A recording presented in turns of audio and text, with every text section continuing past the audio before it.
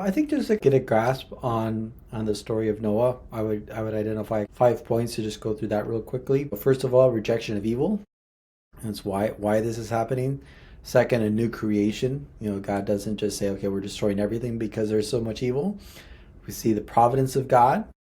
Then we see man's cooperation. Noah and his family, they have to go along with this plan of God.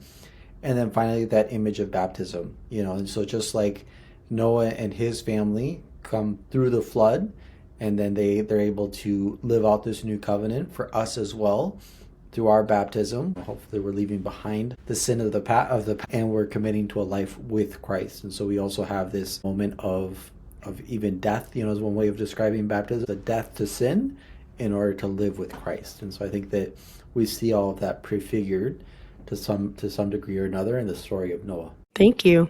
So when I read scripture, I am always asking, like, what can I learn from this? I personalize it, and I am constantly asking, how can I relate to the characters in this story? I think with this story, especially that God's making a covenant with people, my question is, what does that mean to make covenant with a family?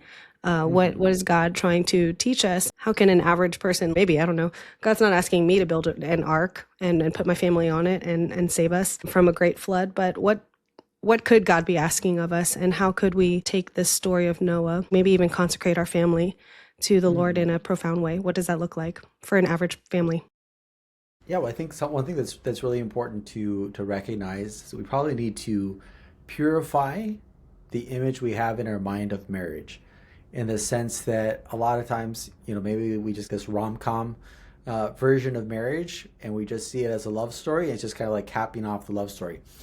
There's a certain truth to that, but I think it's a very limited view, because especially a Catholic marriage is called to so much more. It's a sacramental marriage. It's not simply this institution which has existed during all of human history, marriage, and something that's necessary for families, but it does go a little bit deeper. So there's this sense of covenant where we're asking God himself to be the witnesses of the words we speak that day. So I think an awareness of that is very helpful.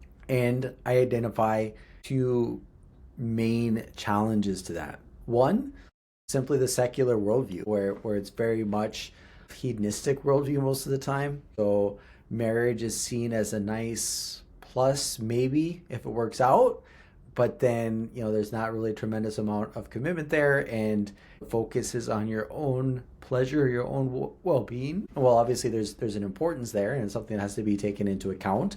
That's not the center. And even just recognizing like covenants costs. And then the other, I think sometimes there's a very closed-minded version of marriage that happens and has gained a little bit of traction, where it seems to lock people down into very specific roles. Different couples can discuss the way they want to live out their marriage, and I think there's various valid responses to how we want to live out our life and our love in a very special way, creating a family. But sometimes it feels like people are missing that aspect of the dignity that each of these people have, right? Decisions have to be made that can be challenging, and each couple has to work that out to see the best way of making that happen.